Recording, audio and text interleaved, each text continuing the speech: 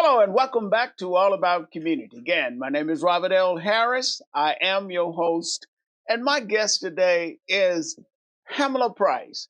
Pamela Price is the first Black elected DA in Alameda County's history.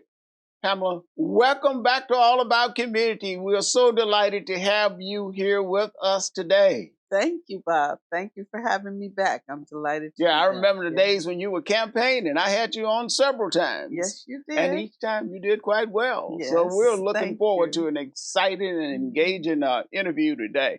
Let's talk about your first 8 months in office. I know you have selected your team, and I commend you because a lot of those members, several of those members on that team, I know personally, and I know the kind of lawyers that they are, outstanding lawyers. Uh, thus far, what has been your greatest challenge as the new DA of Alameda County? I think the greatest challenge has been those who have not been willing to accept the fact that we actually won the election. There have been people from day one that have were uncomfortable with the fact that we won and were resistant to having a new administration. As you say, I have an excellent, outstanding leadership team. I'm very proud of the folks that were willing to come into the office with me on day one and begin to assess and address a lot of the problems that we found. Do you think that they've done a good job in doing that assessment Oh, for and getting sure. things off and running For during these sure. last 8 months? Yeah, we have done a number of assessments. We did an office-wide survey, which showed us what the people who work there, what they experienced. We did a survey of our victim witness advocate division, which is an extremely important part of the office. And then we did an assessment of the partnerships that the office had with community organizations and how monies were being spent, our tax dollars, how fruitful it was for the money that we were spending. Now, I know that you have come under some criticism for your progressive leadership of the office. I don't know what progressive means. Progressive can mean a lot of different things to a lot of different people, but obviously you've heard that because I'm certain you read the paper and other sources and your background. Yale undergraduate, of course, the best law school in the world that you Yes. went to, since I went to the same law school, Yes.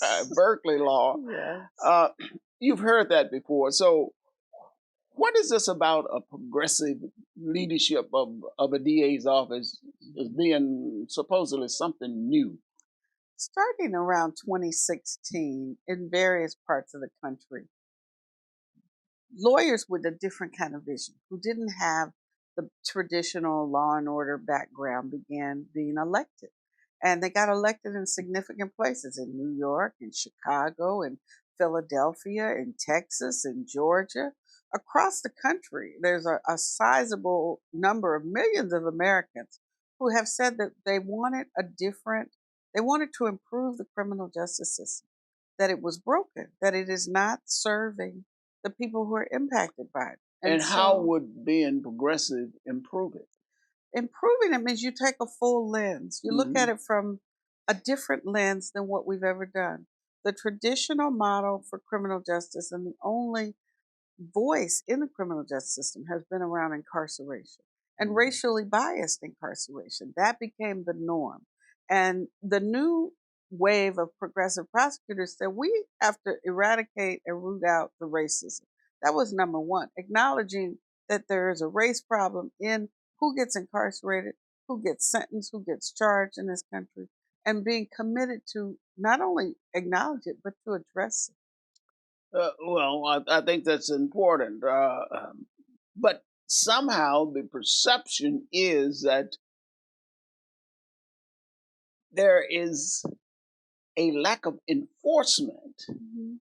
that's going into uh, that's being considered when prosecutions are made, and I'm a little Mhm. confused as to why that is. It's a political dialogue in which the only people who dominated the dialogue. You think back to the Central Park Five with Donald Trump, right? He Yes. called for those young men to be lynched, And they basically, executed, and they right. were. He called for them to be executed. They were legally lynched. It turned out they were innocent. Right. That was not an isolated phenomenon. And that was the conversation, the labeling of Black youth as super predators.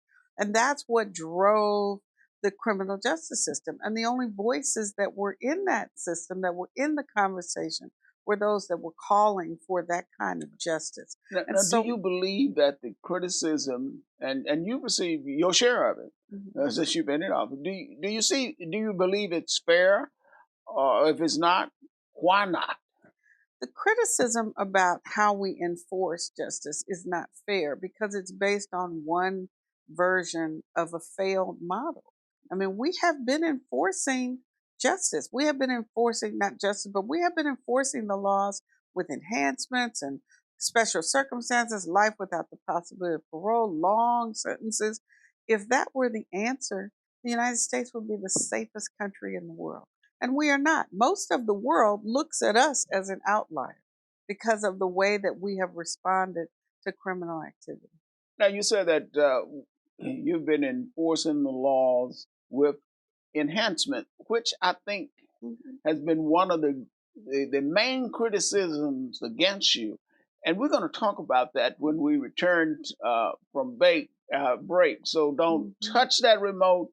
We will be right back with All About Community. Again, my name is Robert L. Harris.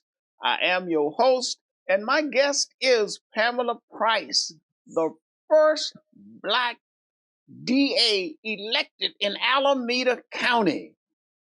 We will be right back with All About Community.